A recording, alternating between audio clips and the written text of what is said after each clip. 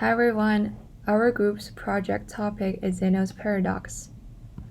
I'm going to first give a general explanation about what Zeno's paradox is and briefly discuss its significance in history.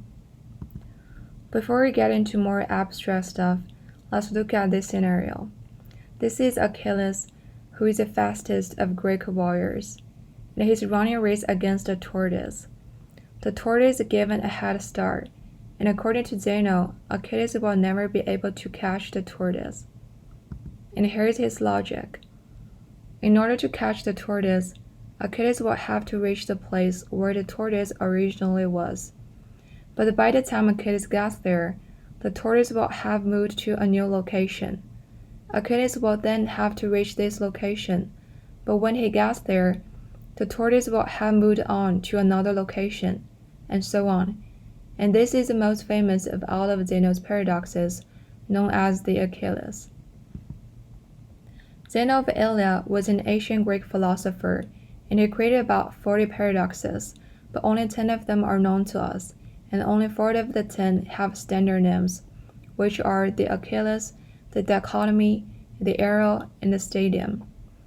The first 2 are most related to this course's discussion of sequence series, so we're going to only focus on these 2 in explaining concepts and offering solutions.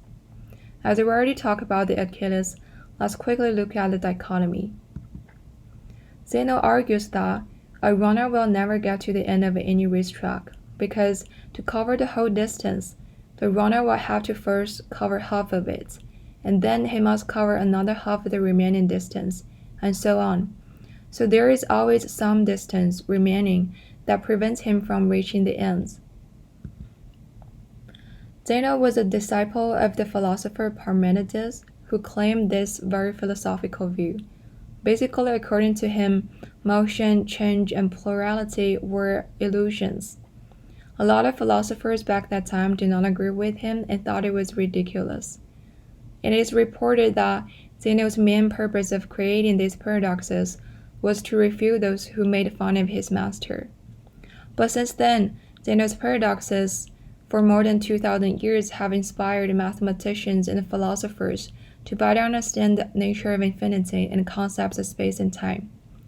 This is an often quoted remark from Bertrand Russell, who said that Zeno's arguments, in some form, have afforded grounds for almost all theories of space and time and infinity, which have been constructed from his time to our own. I'm gonna talk about a solution called the standard solution, which uses calculus and real analysis to approach a paradox. Its basic idea is that all paradoxes can be solved by dealing with its essential assumptions. Therefore, a standard solution proceeds to solve Zeno's paradox by proving all of the possible assumptions that Zeno made false. To make it more clear, let's look at the Achilles problem. In the Achilles paradox, to reach the conclusion that Achilles may never catch the tortoise, Zeno must have made one of the 5 following assumptions. We are not sure exactly which assumption did Zeno make, so we need to prove all 5 potential assumptions false. To assumption 1 can be solved using calculus. Let's put Achilles paradox in a mathematical model. In this graph, A stands for Achilles and T stands for tortoise. Achilles is starting from the origin to catch the tortoise at point x1. To do that, he must travel a distance d1. But by the point he reaches x1, the tortoise has already reached x2, and to catch it, Achilles must travel a new distance d2. And by this logic, Achilles will never be able to catch the tortoise because he will always be a certain distance ahead of him.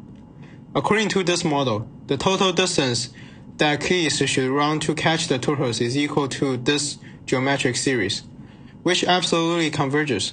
In other words, even though Achilles might need to run for infinite pieces of distances, the sum of all the distance would add up to be a finite number. Therefore, Achilles could end up catching the tortoise after traveling a finite total distance. Assumption 2 and 3 can also be solved by using the same logic as assumption 1, as we change the subject from distance to time. Assumption 4 and 5 involve the concept of supertext, for which scholars are still debating until today.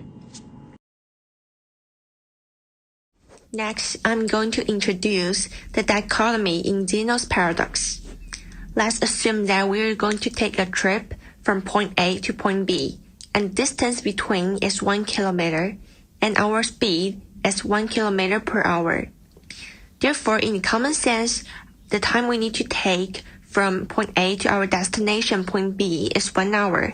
However, in Zeno's sense, if we want to get to point B, we need to pass by point C first, which is the midpoint, and point D, and point E, and infinite midpoints.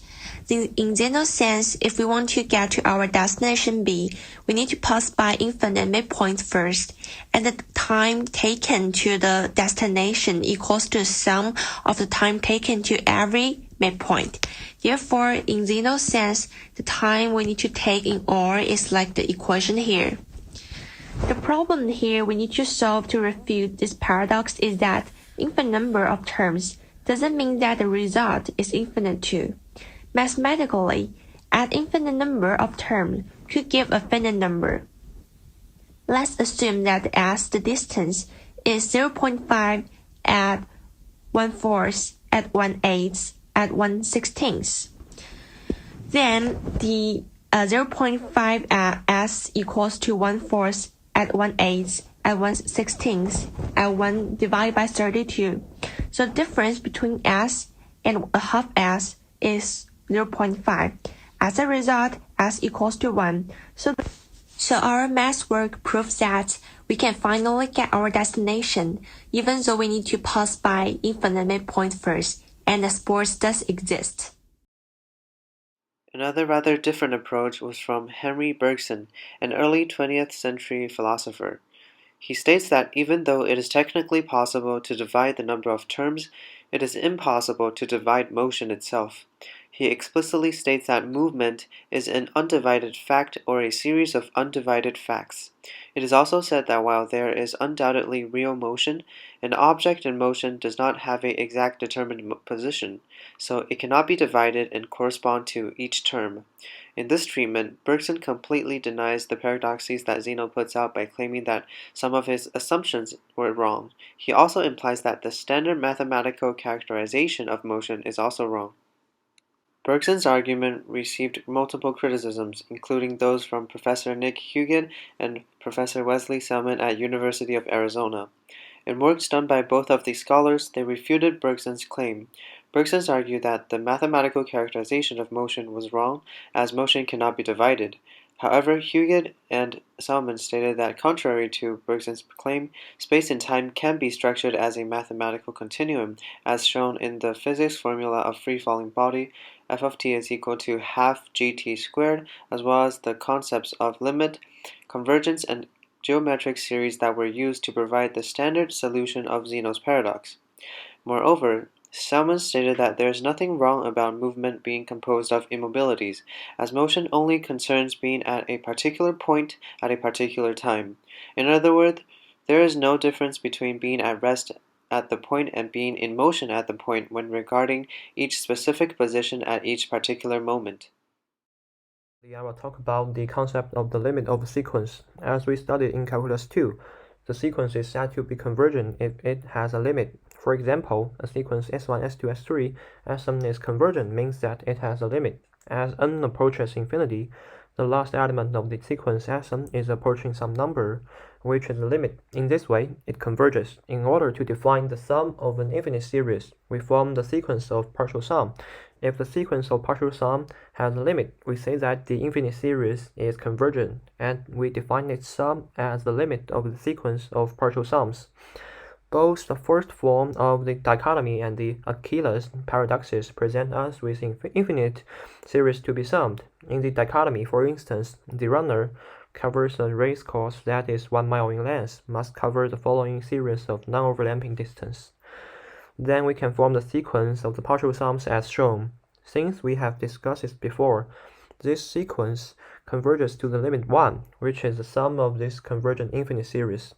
Achilles and the turtle is quite similar. If Achilles can run twice as fast as the turtle, and the turtle has a head start of 1/2 of the course, then we can generate the infinite series as shown. Long before the development of limits and the idea of convergence series, Archimedes developed a method to demonstrate that by adding up infinitely many terms, with each term getting smaller than the previous term. More importantly, this explains that the time it takes for each term is geometrically decreasing, as shown above. The last term, Sn, is equal to 1 over the n squared of 2, which shows that it converges absolutely. Thanks for listening.